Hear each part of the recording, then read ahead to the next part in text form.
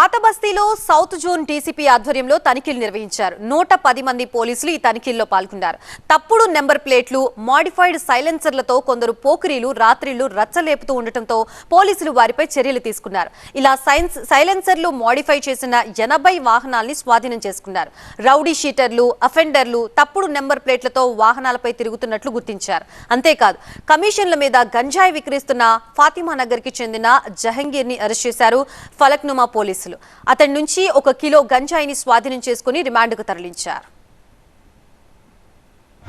So ఇప్పుడు మనం సర్ప్రైజ్గా information తీసుకొని చెకింగ్ చేస్తే ఇది ఫలక్నుమా ప్యాలెస్లో కూడా మనకి ఒక వెహికల్లో ఒక ఇల్లులో 1.25 గాంజా కూడా దొరికింది. ఇదే ఒక రౌడీ షీటర్ అతనికి సప్లై చేశారు. సో ఆ ప్రకారంగా అతను పైన పెట్టుకోవడానికి మనము స్పెషల్ టీమ్స్ కూడా ఫామ్ చేయడం జరిగింది.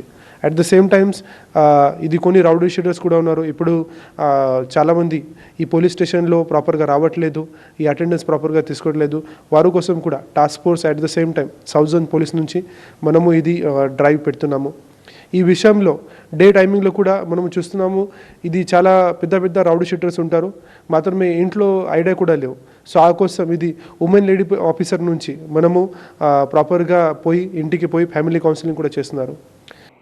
బ్యాంక్లో ఫైనాన్స్తో వాహనాలు తీసుకొని నెంబర్ ప్లేట్ ఎగరగొట్టి తిరుగుతున్న యువకులపై ప్రత్యేక డ్రైవ్ నిర్వహించారు సౌత్ జోన్ పోలీసులు. 10ల సంఖ్యలో కూడా వాహనాలు సీజ్ చేసి యువకులకి కౌన్సిలింగ్ ఇచ్చిన పరిస్థితి.